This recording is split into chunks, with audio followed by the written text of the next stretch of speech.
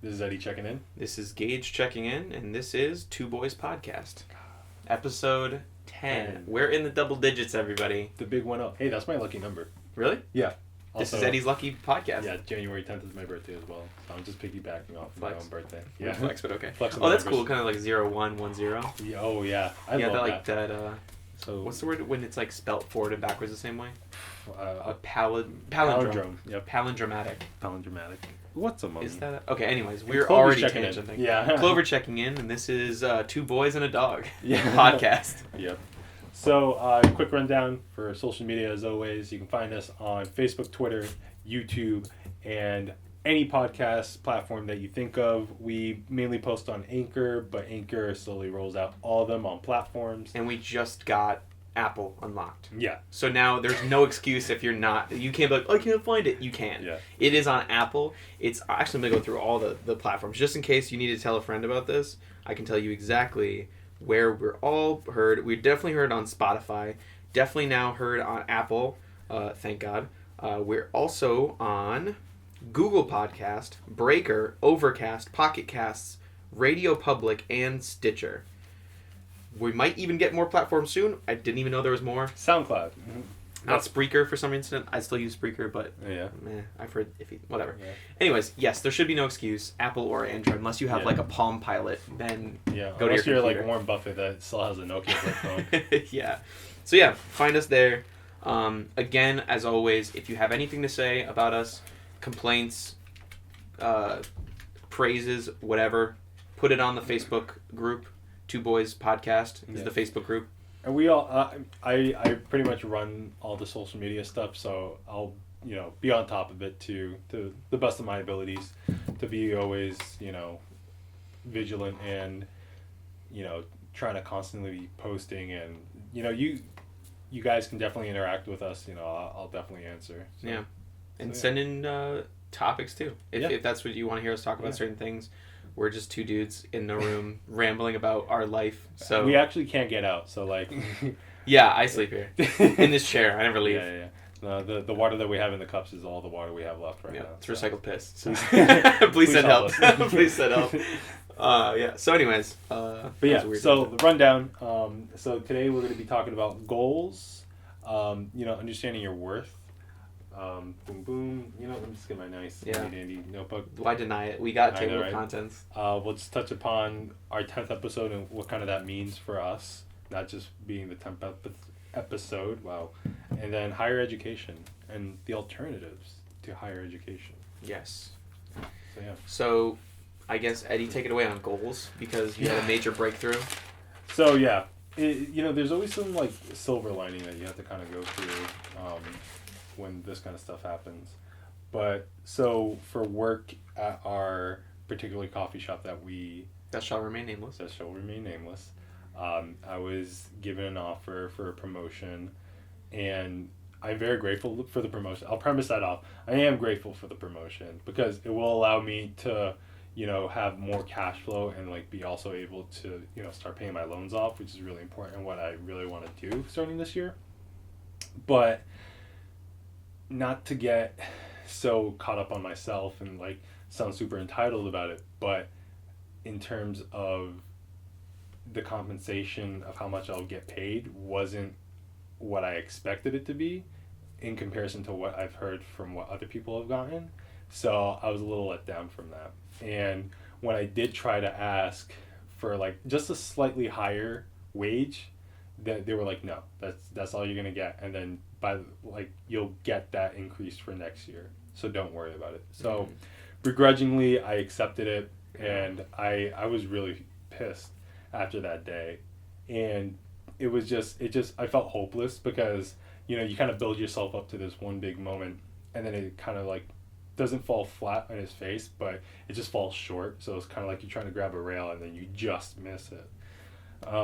So yeah, I just felt like really bummed out for like the last 2 days, but luckily I'm very grateful I kind of have this mindset now where even when I have these negative moments, when like I was like kind of wallowing, like damn, like really they like really think of this about me in terms of like a wage, I was like you know what, like, let's just try to get your mindset back on track, and let's start, getting yourself in an environment where your spirits uplift. So what I like to do is I like to watch motivational videos. You can laugh at me about it. I don't care. That's how I get back up. And I like to listen to one motivational speaker called Les Brown. Very great guy. Definitely should listen to him on YouTube. He just does speeches all around the world, kind of like uplifting people, getting their lives and their mindsets like in order, and so kind of just really trying to get at it. And while going through my routine of listening to his speeches, a suggestion popped up for another speaker called Jim Rohn, and I remember listening to one of his like clips in a compilation of motivational speeches, but I could never find him because like whoever put that YouTube video up did a bad job of listing all the motivational speakers on there. So I was like, all right, I'll listen to him, because one of the videos was listen to this video.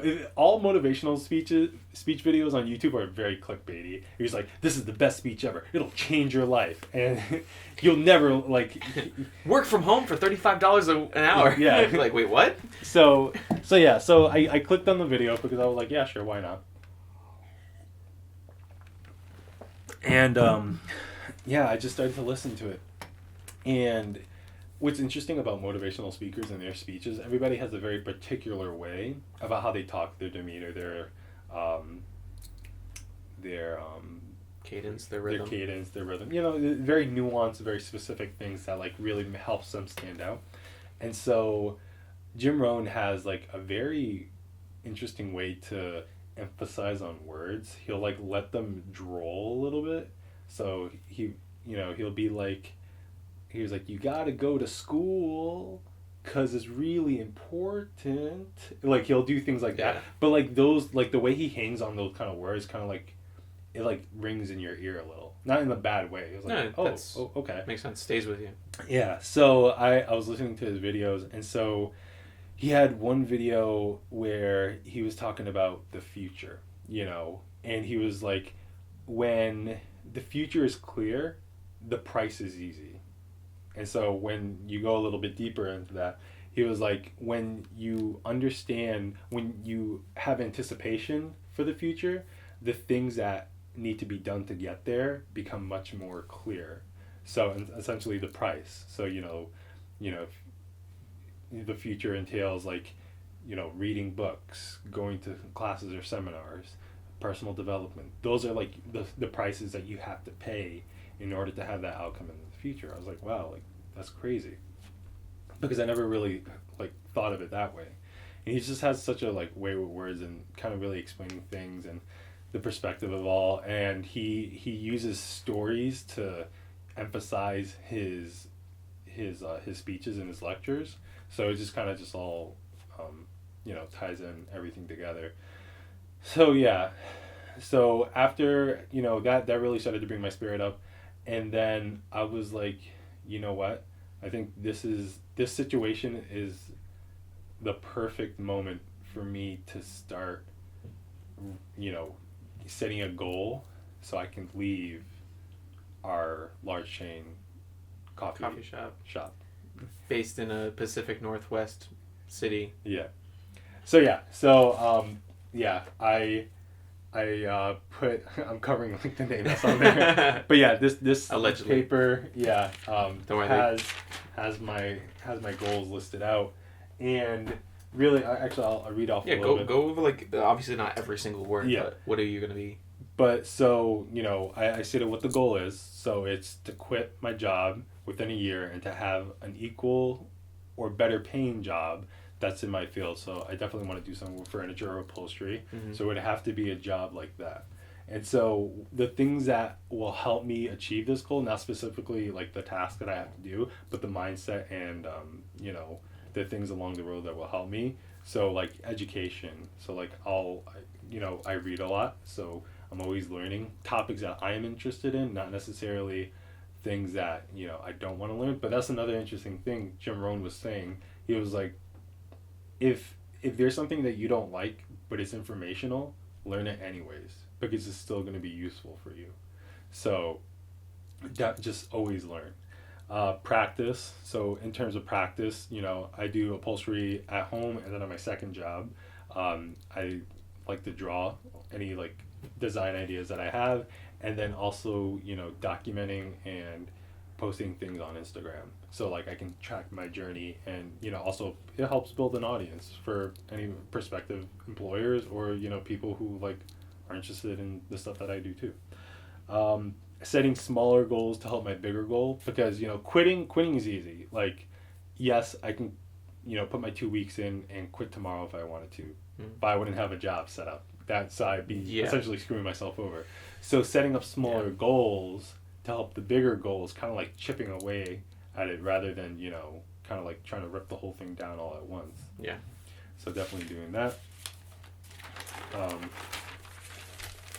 For opportunity, definitely, we talked about this in our last, was it our last podcast? Yeah. Yeah, last podcast. So I'm not going to go on too far with it. You can definitely reference our last podcast. But, being out there, just trying to like look for something. 5, surrounding people who are like-minded or kind of like lift you up. So like I always, gauge, really helps me become a better person, because we're always kind of like, yeah, dude. Come on. Don't cry. I'm sorry. But, it's just that energy, with people that like want to see the best in you, and then are always countering something good that's happening with them too. So it's not like you're like, oh, a good thing happened to me, but like Gage is trying to one up me. He was like, oh, dude, like crazy, because like something like this also. So always surround people that like uplift you, and stay away from people that like drag you down. And then lastly is discipline, because honestly, if you're not keeping yourself on track to make sure these things get done and get, accomplished, then, everything else before is not going to matter. Yeah. Because if you don't have that discipline, then what's it worth for setting goals? So yeah. Yeah. But yeah. And then, yeah. And so for last but not least, I set for the month of February, I have a whole list of goals. I'm not going to read them off, but I just wanted to let you know that they're all right here. The things that I have to do by the end of February. Yeah. And we might add that as a segment, maybe. Like, what are your goals? Put out a goal, or put out something maybe, and I think I actually accomplished one of these. Even though people aren't gonna be listening to this for like a couple years, when they find us, when our clout is big enough, they're gonna be like, "Oh, Eddie, funny, remember that thing you said you were gonna do?" Like, fuck. Kind of like, actually, shout out to my friend.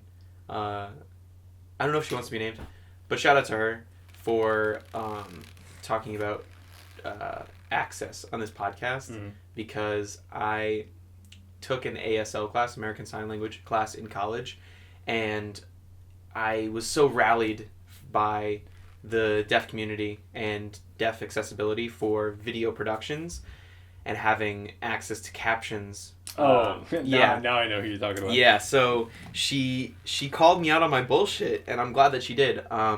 It's gonna make me have to go back and do some hard work, but it'll be worth it, at least with moving forward with the episodes for sure, as creating a transcript that matches our audio podcast, which my emphasis was on captioning everything that you made, no matter how small and no matter how big, and that there's no captions on these videos besides maybe the YouTube auto-generated captions was definitely a large piece of hypocritical practice. So discipline as well as principle, sticking to your principles, your morals. I let it slip by. I didn't make the captions, so I have to go back now and do those. So hopefully by the time anybody starts listening to this, there will be a transcription. So that is a goal of mine for sure. Moving forward is to transcribe the previous episodes, which will be easier with video because of YouTube. But surrounding yourself with people for sure, like lifting you up, but also taking you down a peg and being like, "Why?" That's not taking you down. It's being a friend that like, will call you on your back to reality. Yeah, for sure. Calling you out on your bullshit. And it's something I let slip, so I can't let that happen. So I'm glad someone like is keeping my watch out my blind spots. But yeah, Eddie always has such an enthusiasm for his career, and that really inspires me in my fields in video production, with this podcast too, he sends me this list like, oh look, this is like my master plan. This is how I'm gonna escape, pretty much. You know, it's kind of like, oh, it reminds me of, Escape from Azkaban. yeah, pretty much. It's like Andy Dufresne over the long years chipping away at the wall, getting his way the fuck out of there until he literally has to swim through the shit. Yeah, exactly.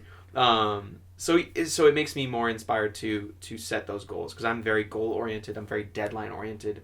That was kind of the anxiety that I got leaving college, was that other people set my goals for me. You have this assignment due on this day with this expectation. Cool. I can follow those instructions.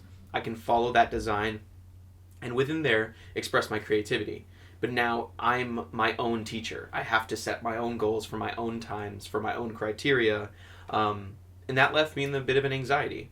But I actually was just listening to another podcast recently, Tiger Belly. What? Yeah, I was just thinking, like, make an analogy. Life is like a syllabus. We all know, like, have it, but nobody reads it. Yeah, exactly. Someone shoves it down to the bag in the beginning of the year. It's on the syllabus. Yeah.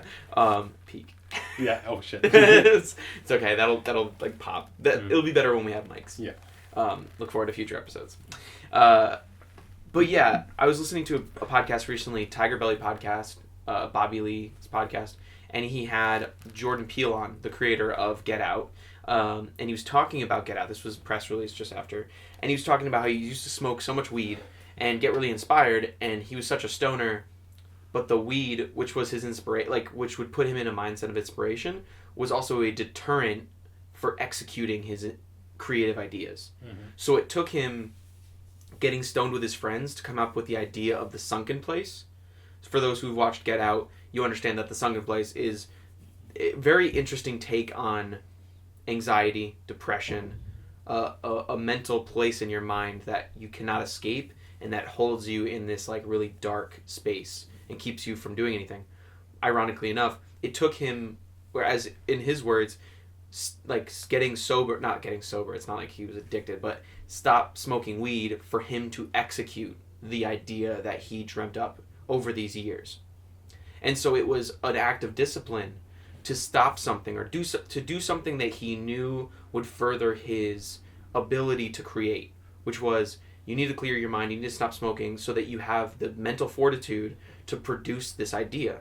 And for $7 million, he made upwards of $150 million, which is, if in the movie industry, $7 million is like pennies. Mm-hmm. That's like if you had like, you know, it's ridiculous. 7 million is very low numbers to produce a film Super that successful. Budget. Yeah. But he required a lot of discipline. He had an idea. He did not stray from that foundation. His very unique, very different idea. And he made it because he enacted a certain amount of discipline. And I really drew inspiration from that as a creative because, you know, I don't smoke, I don't do drugs, I don't drink, but there are things that I use to hinder my progress creatively. And that if I put forward a disciplinary goal towards that, I could do much more with my creativity instead of hindering myself. Mm-hmm. And I have to keep flexing that muscle. So from Eddie's master plan, I'm now going to start keeping weekly smaller plans that'll at least give me it'll flex that muscle of being held to a certain standard every week. It might not be the biggest goal. I just realized, because I wrote another goal for this month. I have two separate goals. I have my master plan escape, you know, from work. Master escape plan? Yeah, and then I have my new February goal list, which I already accomplished half of something. Oh, I already did two things on this one. This is awesome. Clap it up, Freddie. We did 2 goals now. Good job. Yeah. Oh, boom. Buy another pair of shoes and flip them. And I just bought the Sorels today. Do you want to show them for the camera? Oh, yeah. So we've already showed the picture before. That required a visual aid. But now we have these boots. Yeah, that I bought. They need a little cleaning, but yeah. I mean, yeah. But still, they're like barely worn. I got them for $8. They sell on $60 on eBay. So, like, oh, there you go. Yeah. We're definitely peeking. I don't care. It's just the boot stomp. You're peeking. But yeah. Yeah, I'm feeling a little better now. It got off. The last episode was like we'll call it rock bottom. You know, for myself, for the anxiety rock of jobs. Bottom, but now you get to build the foundation. For sure. Cool. Bikini bottom. You ready, kids? I'm ready, Captain. I don't know. I feel well, I guess it's to segue into our worth. Mm-hmm. This podcast, adding the video element, has made me more excited. You know, to be frank, in the beginning I saw this more as a chore, this podcast. Yeah. And I told you that. Although I wanted to do it and I liked hanging out with you and having these conversations, sitting down for, an hour or so, Mm-hmm. now we're definitely shortening it because before if you listen to the first episode, you know it's how like 2 fucking hours long. long. Yeah, It was 2 audio files and this thing goes on forever. I know. But it was more of an annoyance just because I didn't believe in it as much and I didn't have as much faith in it. But I mean, the people around us too. definitely didn't. Yeah, they let us know, but let us know on the Facebook what you think. Even if no one is listening to this right now as we record this and I release it on Monday, every Monday morning, Two Boys Podcast, on all places you can listen to podcasts, it's still the idea that someone down the road is going to listen to this and listen to how much thought we put into it.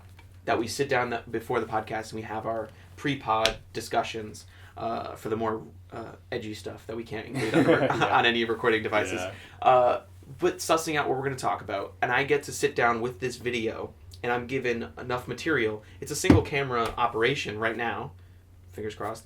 In the future, what's going to happen. Mm-hmm. But I get to flex that creative muscle. It's a very linear thing. It's pretty much just one thing. But I get to add visual elements. The womb chair. The illustrious womb chair. I get to fuck around and make creative little sizzler reel things. Like what I did on the last episode. I made like a little thematic push that we could put on Instagram or Twitter or something like that. And this is fucking awesome. And I hope this is something we get to do. I guess my ultimate goal, my lifetime goal, is to just be able to live doing the shit I love doing. Because I love showing up, setting up the camera, figuring out the lights. I mean, I guess we'll reveal what this light is in the future. Oh, yeah. This is kind of like the idea that we had. But hey, when you work in low budget, you got to do what you got to do. Dude. It's fun. I love this now. And I feel like we're finding our pace in episode 10. I feel like we're finding a much quicker... I know this is all like very meta because we're talking about the thing that you're listening to, but I'm excited for this podcast. I can't wait to contribute more. This is like my thing I like showing up for every day. Yeah. This is like our baby. This is like our kid. Yeah.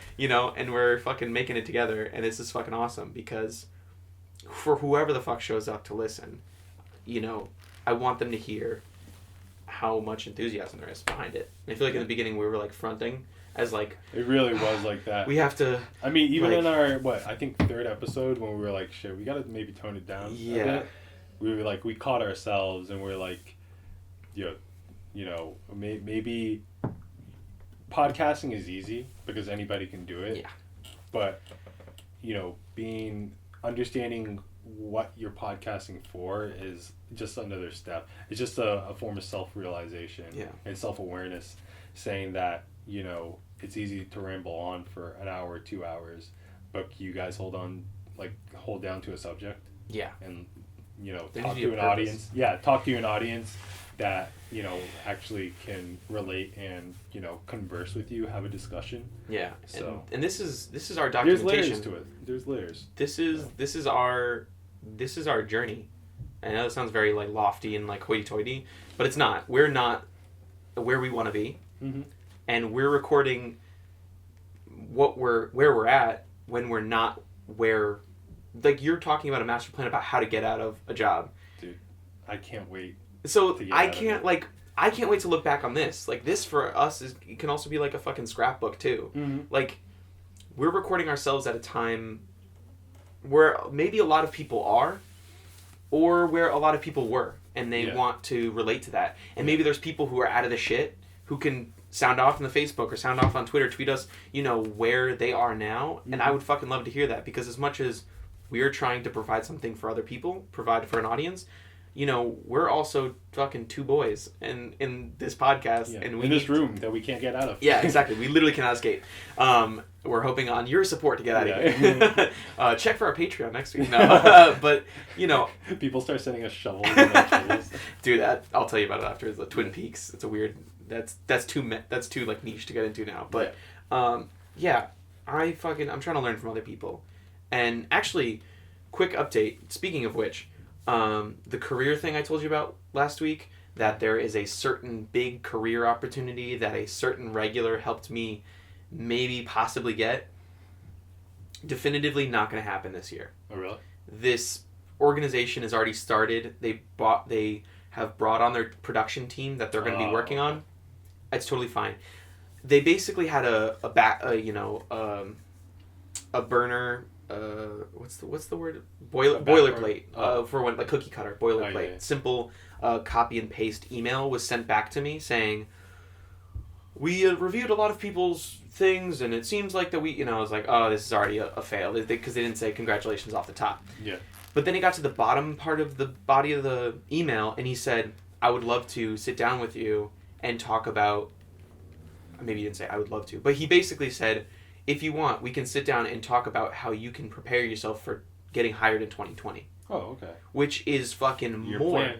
Yeah, Escape. Honestly, because that was more than what I expected from this guy. He is the head of production for this very, honestly, it's like, a very, very well-known and very well-respected company and institution where we're from. Mm-hmm. And if this guy personally is willing to sit down and talk to me about how I, as Gage, can prepare to get hired in 2020, that's fucking more than I could ever ask for. Because or at least I assume he's going to be talking to me about what steps I can enact. Because right now I feel lost. Like, I don't know where to go. I didn't have anybody else in my life who was following the same path that I'm following. So I'm really trying to cut it myself. Yeah. I got a fucking machete, and I got to hack my way through this jungle to get to the other side, and I don't know where the fuck to go. Yeah. So if somebody comes along, they're like, dude, don't take that path. You're going to fucking die over there. You got to go over here. Like, anything will help. And so this guy, like, I'm honestly so grateful. So I'm going to Marshall's. Or I'm going to go thrifting. I'm going to find the best clothes that I can wear. Because you see me in my work clothes. Every time you see me, this is just a shirt that I got that I can wear and that looks half presentable. But I'm going to look the best that I can for this guy. I'm going to come prepared with notes. I'm going to come prepared with a notebook. And I'm taking this very seriously. Because this is a pivotal moment. This is an opportunity, harkening back to episode 9, that I cannot pass up. And I'm so excited. And if I get to meet up with this guy and talk shop and basically talk about how I can get where I need to be in a year, I'm willing to take that year. Just like you have your year's master plan. Network. Yeah, networking. Some people are not willing to wait even 3 weeks to get where they need to go. You need to be, if you really believe in yourself and you believe where you want to go is the right place to go, you need to be able to sit down and hunker down for a while. I think, is something really interesting. A lot of people, I think, the mindset of a lot of people right now is they want what their dreams are, but there's this big disconnect between what your dreams are from what your goals are from, like, the things that you have to do to achieve them. And I had this mindset for a long time, and then recently I've been, reforming and kind of just reshaping my image of how I see life and how I see myself. It's not about, it's that quote, good things come to those who wait, right? But there's another quote, you reap what you sow, right? And going back to Jim Rohn, one of his speeches, he was talking about, like, the 7 rules of reaping what you sow. And one of the rules in that was, if you do not sow, then you do not reap. Which means if you don't do nothing comes out of it. So people are just waiting, kind of waiting for things to happen, just sitting down waiting. It's just like that story where the guy, it starts raining, and the water's starting to rise, and a guy comes by in a camel, and the guy was like, oh, like, do you want to hop on the camel and then we can head out of here? And he's like, oh no, God, will help me. And then the water keeps rising because it keeps raining, goes up to his waist. The guy in a boat comes, and the guy was like, hey, I can row you off to safety. You want to come with me? And the guy goes like, oh no, God will save me. And then the water rises, he drowns, goes to heaven, and then he goes to God. He was like, God, like, I was hoping for you to help me and to save me. Why didn't you do anything? He was like, yeah, I sent 2 people. I sent the guy on the camel and the guy on the boat. Why didn't he go get on? Fucking idiot. So fucking stupid. Kicked you back down. Yeah. So that's the mindset I've always had, is like, why haven't I gotten the things that I think I deserve when I haven't done anything for them. You Yeah. know, you got to put your time in. You got to put the reps in. You know, that's like at the gym. You can't be fit if you don't work out Yeah. to get there. Conversely, and this might be a harsher opinion, but you can't complain unless you've done. Like, I don't complain about my physique. Mm-hmm. I don't say that I'm flabby and out of shape because I haven't pressed a single pound in like 6 months. Yeah. But that's not the top of my priority list. Right now, it's career stuff. It's like getting in those emails to the people that are going to be pushing my career the most. You know, just contact. I'm drafting an email now to contact my career services people to get me onto this full-time track, like we talked about in episode 9. So I'm not going to complain about like not having fucking pecs of steel because I don't fucking care about it right now. Mm-hmm. You know? But people will complain about the things that they want in their life without having put forward the first effort. So I'm trying to audit myself, audit my speech and my actions to reflect that of which that I hold dear. I'm not going to complain about not having a better place or a better or more money if I'm not willing to, you know, actually go forward and try. Yeah. I could be doing a lot more, but then, you know, also not beating yourself up for not doing so much. You know, find your zone, find your lane. How hard are you working, you know, and fucking do that thing. Like, I can't stand people complaining and then not trying to help themselves. Because And then when you try to like clarify and be like, hey, why don't you do X, Y, and Z? And why would I ever do that? yeah, because it's scary. Oh, okay, never mind. Sorry. You know, it's hard because it's scary. It's so much easier to Yeah. complain. I mean, I think, you know, they don't want to fucking fall on their face. But that's going to happen anyways. But would you rather fall on your face like in the direction of what you want to do? Yeah. Or just where you're fucking standing? Denzel Washington has a good quote. You know, if you're going to fall forward, don't fall back. Oh. So you can see where you're going when you fall Oh, I forward. thought you were going to say, King Kong ain't got shit on me! yeah, Training Day. No, good movie, but Oh, yeah. Yeah. Spoiler alert. Oh, wait, I didn't spoil I it. mean, that's a quote in the movie. That's true. Ethan Hawke's pretty great. What, has he been in anything since? I don't know. But yeah, that's just old fogies. Two boys. Just... So, yeah. I just love this. This is so good. I mean, I can't wait. I can't wait to like again not be excited, but like in the back of my head still be excited. I don't know because we talk about the podcast a lot in the podcast. So anybody who's trying to start a podcast, grab a friend or even like just do Crystalia, it. sit in a fucking room and talk to yourself. Yeah, you can definitely do it. We You don't- don't need the whole setup. Gage has, I forgot what your thing is. H4n Yeah, Zoom H4n. recorder using Yeah. the field. But you can use your phone. Just start small. Start easy, you know. Yeah. It's simple. Honestly, just keep it plugged in because you don't want it to die halfway through. Yeah, exactly. Definitely. Okay, so we talked about that. What else? What have we got in the docket? Sorry. No, it's okay. We We just ramble. rambled, yeah. We just have to keep our. We like to keep little like bullet points because we know we're gonna ramble anyways, but we just need that lighthouse to bring us back to shore every time. Yeah. So Eddie writes it down, but he writes everything in the same fucking notebook. Exactly. Oh, small fact while Eddie's trying to find that, I obviously just recently graduated college. Oh, okay. You know, refinancing my loans now. So you hear that, Grandma? You're gonna be actually off my went into loans. We're gonna Fuck yeah. talk about Yeah, higher like education. yeah, that's a good point. All through college, I used one notebook, about the same size as Eddie's. It's like a 5-subject notebook. I was so bad at keeping notes. I would keep notes for one class in particular, but I used the same notebook all through college, and it's still like got 3 subjects left in it, like 3 subjects worth of shit in it. But that's not like good. Like my last grades were not that great, but it's also had nothing to do with my notebook. It's just I hate get degrees. Yeah, I hate taking... all my teachers throughout all of my education always told me, well, if you write it down, you actually learn something better. Like, if you're writing it down... And it's like, it's never worked for me. If I had just one of these in my class, if I had a recorder, and I just listen back to whatever's important, that's what I'll fucking do. Like, I don't... stop telling me to write. I'm not going to write things down. I don't care. Yeah. Like, I definitely agree. I don't give a shit. It's going to be distracting. I'm just going to start doodling. But anyways, good segue accidentally. The next topic, probably our last one, right, is higher education. I guess we could spend a whole podcast on that, but We could. maybe just what are our... College is a Ponzi scheme. Fucking what the globalists won't tell you is that college is actually a trans-dimensional training camp for... Anyways, yeah.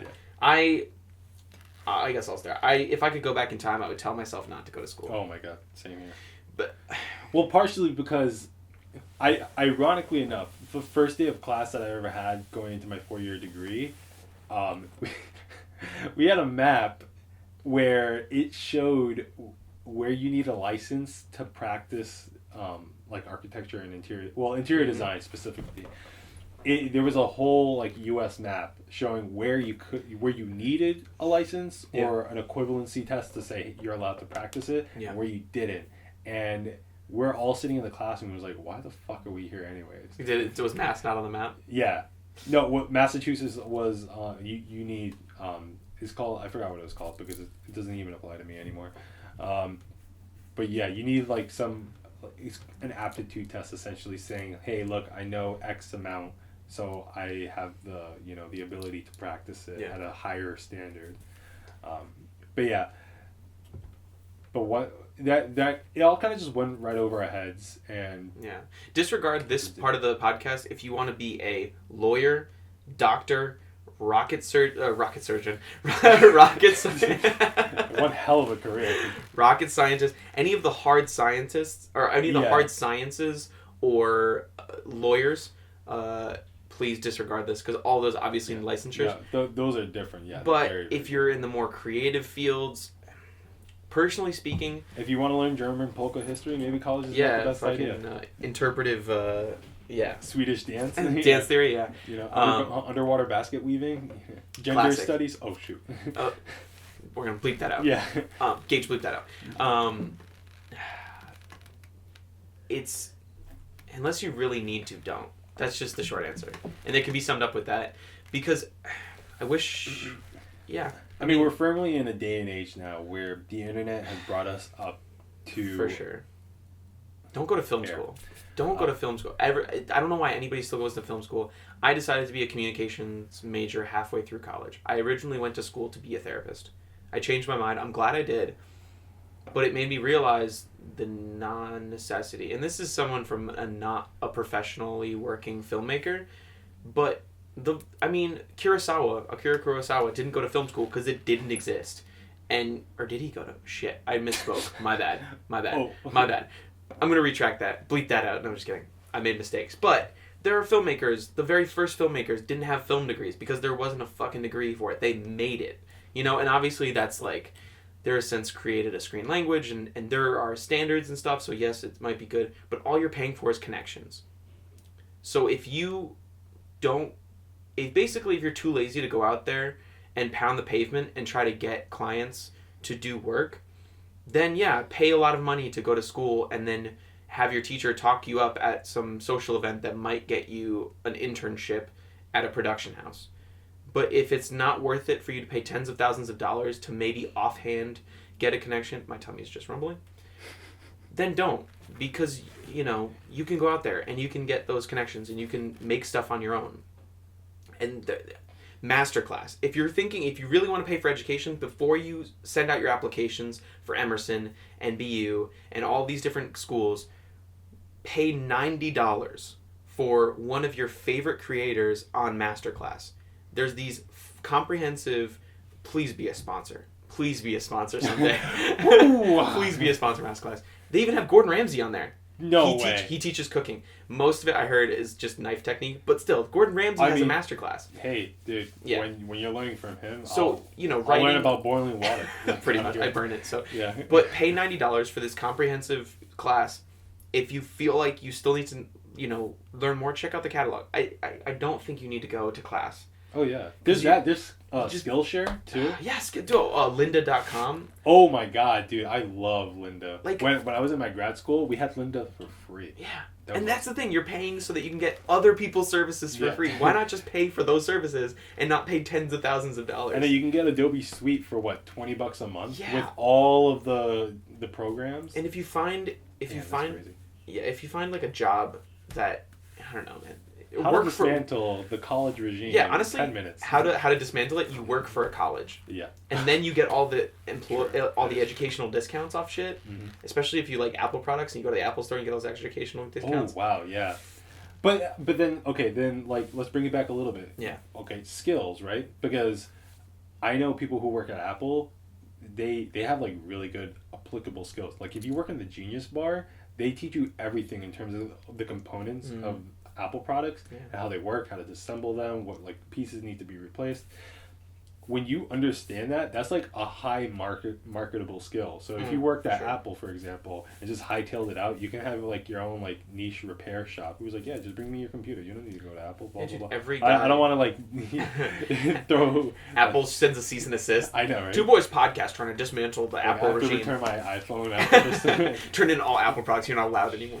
Yeah, I can't flex in my AirPods. I mean, the same thing with filmmaking. An oft piece of advice that was very helpful, not necessarily for me because we're not hiring, but if you want to get into on-set work at a rental house where they rent out lights, cameras, lenses, and grip materials, and you learn about the materials that you work with on set, and then people are coming in to make films. So you're constantly interacting with creatives who are actually creating. Because they're paying you for materials that they're going to use to make something. Yeah. You're like, oh, next time, I can hold a light. Next time, I can hold this. Like, you carve your path there. Also, too, what's even interesting is YouTube has become such a juggernaut for creative, creations. And those type of people, like back 10 years ago, if you said, oh, I want to make a living off of YouTube, people would literally laugh at your face or say, well, what's YouTube? Mm-hmm. But now YouTube is so established in a market where you get paid for your creativity and like the amount of views and clicks and likes and advertisements, so on and so forth. As long as you fall within a certain demographic. Leaning, but it doesn't matter. Hot take. Don't demonetize us. Yeah, that's besides the point.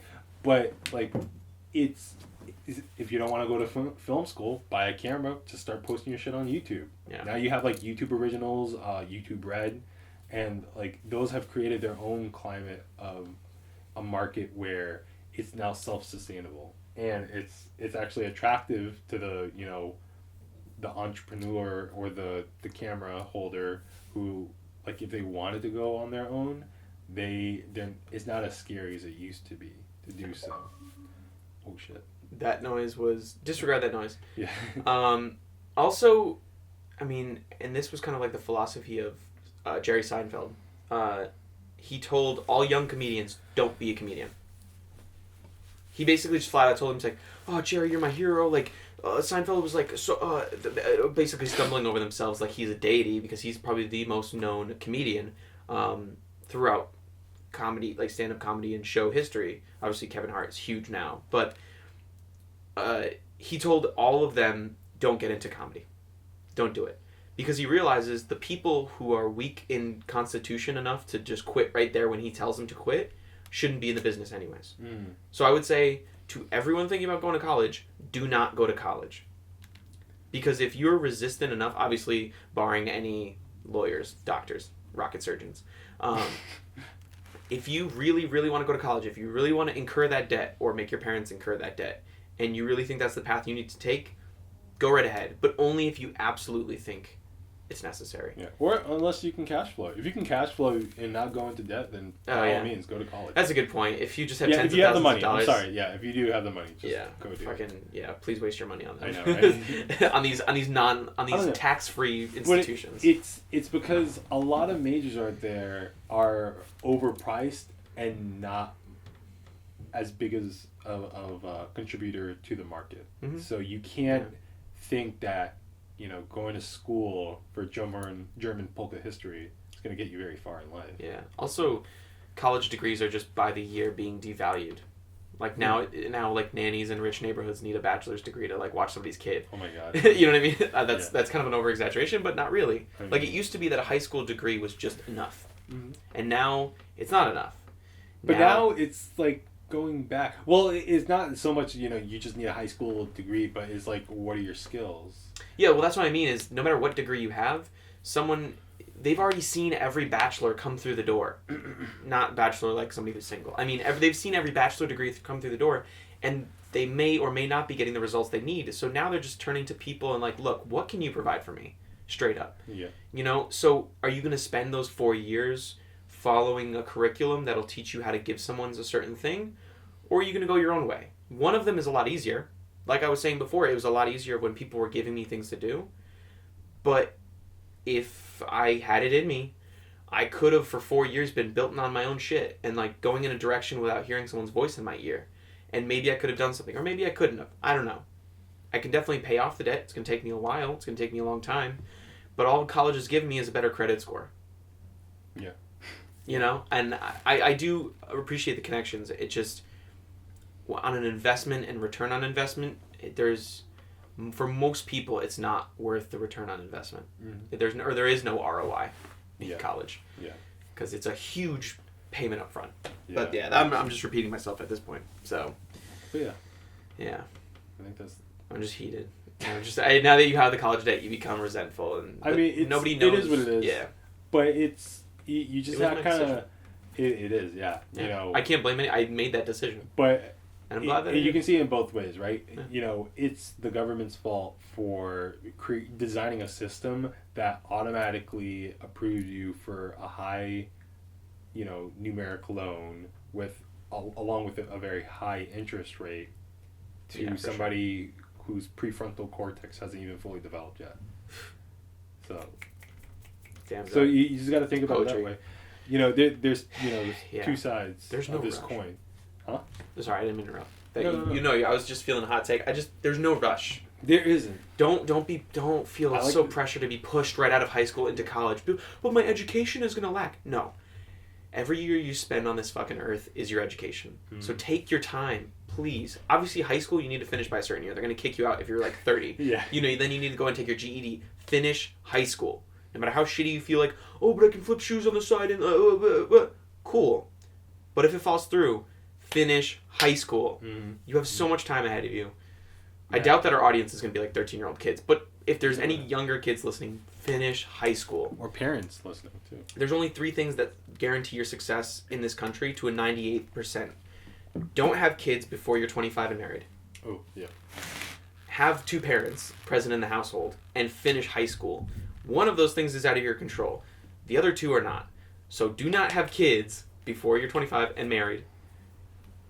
Then finish your high school. And then if you have divorced parents, I'm sorry, but I got divorced parents too. Make the best with what you got. But still, it's really not that hard. But don't feel pressure to go right into college. Really take your time, stand your ground, and in Florida. But feel like, you know, try to flush out make a master plan like Eddie. All it took is a couple pages on a notebook. Yeah. You got this. Even if it changes, just don't take such drastic steps. I'm trying to think what Jim Rohn said, because he was like, if you see your future with, is another A word. I want to say animosity, but that's the wrong. Ambivalence? Maybe ambivalence. Like where it's mixed emotions. You're like, I don't know, maybe like not. The feeling of not knowing. Maybe ambiguity. Yeah, continue talking because this is just dead air. But anyways, yeah, it's, you know, if you see your future with anticipation rather than, you know, the fear of what's coming next, then it takes a lot of pressure off of you. Yeah. When you know what your next move is versus not knowing what's going to happen in the next turn, then you have a lot more control in your life. Also, one last thing before we even finish. Yes. Hard pill to swallow. But in terms of your future and what you want to do and what you want to get accomplished, the obstacles, like, that's just going to happen to us. No matter what, you know, you can do everything right in the book. You know, I can follow this plan to a T and then I fail. Maybe I don't leave in a year. Maybe I leave a year and 2 months, whatever. Bad stuff will happen. And if you're always going to outwardly blame circumstances, people, situations, then I think you're going to be missing a very large portion. And you have to, again, going back to Jim Rohn, I'm like on a Jim Rohn binge because I've just been listening to his videos nonstop. He said he wrote a list down of all the things, like all the reasons why his life sucks, right? You know, the weather's bad. He's always stuck in traffic. The government's out. You know, he has to pay taxes, blah, blah, blah, blah, blah. And his mentor, Jim Rohn was talking to his mentor about it. And his mentor was like, oh, can you, like, bring the list in so I can, like, review it? And he's like, yeah, sure. And so he gives the list to his mentor. His mentor's super nice, you know, lets Jim go through the whole list. And then his mentor goes like, wow, you know, it was a really long list. You know, you have a lot of things going on. But he was like, you forgot to put one thing on that list. And Jim was like, well, what is it? And he was like, you forgot to put you on that list. And, this might go over some people's heads, but the idea is, at the end of the day, it all falls back onto you. What am I doing that causes, what you sow is what you reap. So what am I doing that causes, my effect? You always have to think about that, So just be aware. Just be, self-aware of the fact that what happens in your life is on you. And how you react to it is also on you. So just take as much control as you can. Yeah, definitely on that note, call back to your last book recommendation, Survivors. People went through so much harder shit. Yeah. And they still can succeed so much more. Yeah. For all the things that you think went wrong in your life, and daddy didn't hug you enough, and you really grew up in a shitty neighborhood, you fucking were in a war zone, whatever that may be, someone lived through just slightly worse than that and is achieving just slightly more than what you have right now. Mm-hmm. And that's not to say compare yourself to other people, but in that instance, compare yourself to other people. Because know that on a positive note, I know it sounds like I'm being mean, but on a positive note, it is possible to get through what you're going through right now and still accomplish all the things that you want in your life. You just have to not make that the thing that's stopping you. Because ultimately you are the one stopping yourself. Yeah. But yeah, I guess it's a good note to end on. I feel like this one got really heated. Especially college. College just gets me riled up. It is what it is. Yeah, but that's how it is. You gotta let it fall back. Yeah, of course. Oh, found this today. Find of the week. Yeah, find of the week. Minus the Sorel boots. This is a Calvin Klein Weekender bag. Got it for $10. It is selling for $26 on eBay, which is really nice. It's actually a really malleable bag, so there's a whole bunch of clothes in it, so it can prop up.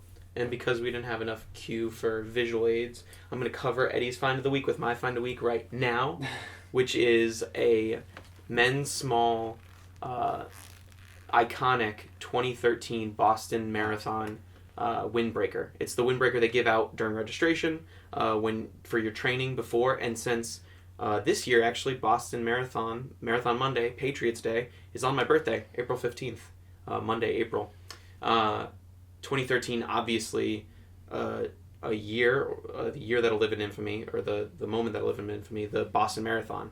But out of that was born the most iconic Boston catchphrase, Boston Strong. Yep. And the ribbon was those two colors, the yellow and blue, which is those color scheme of that year. It's definitely tied into our culture as a city. But that was a major tangent.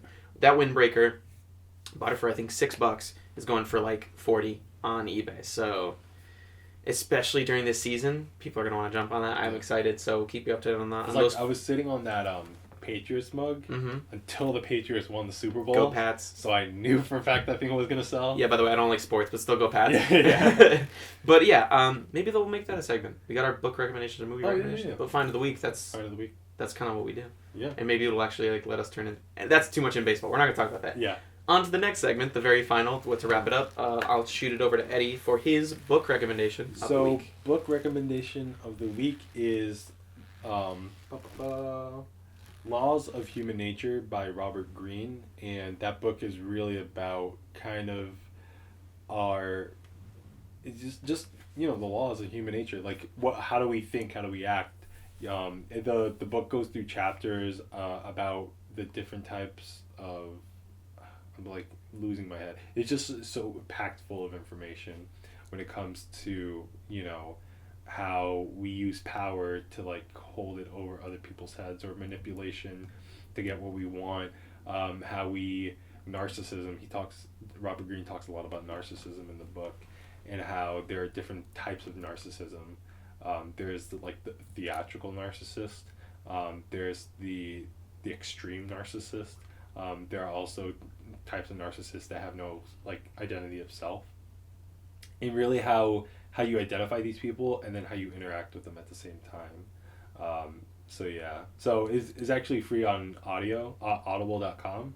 So if you have it on... Please sponsor us. I mean, they sponsor everybody. So. I know, right? Whoa, wait. Don't speak ill of our sponsor. Sorry. Our potential sponsor. But yeah, it's free. So if you have Amazon, boom, you have Audible. So no AKA excuse. no excuses. Yeah. Yeah, exactly. Sorry. I didn't mean to cut That's cool. you off. Okay, that was the book recommendation of the week. My movie recommendation of the week, because the sequel is coming out, the sequel being Lego Movie, the second part, I highly recommend watching the very first Lego Movie. If you're hearing this and there's a third one out, fucking congratulations. Fuck, I forgot the name of the Lord and something. Lord and Miller. Lord and Miller. It's not Lord and Miller. It's not one person. It's Lord ampersand Miller. It's a writing duo, and they made the Lego Movie. It was for me, I think it was a fantastic film that exemplified them plucking an idea out of the collective consciousness of fans of Lego. Lego has always been a multi-platform, cross-intellectual property thing. You know, Lego, you have Batman, but you also have Spider-Man. You have Han Solo and the crew, and you also have, Star Trek. All these different intellectual properties, and kids get to play with them and experience them and their creativity. And people had made stop-motion Lego movies before on YouTube, on Vimeo. People who wanted to get creative with existing things because all they had was a phone and some little Lego guys. And Lord and Miller made a story around this fantastical, deep universe where everything's possible. And they built the movie like a creator would make it. Barring some, special graphics, they used an engine that used exclusively Legos as the building blocks for their movie. So they had to be in the confines of these like fan fictions, pretty much. So I really respect the shit out of that. And they brought in the production value that would bring the big money, that would bring a lot of eyeballs. And people love it. From if you're 6 or if you're fucking 60, everyone loves it. The story is great to follow.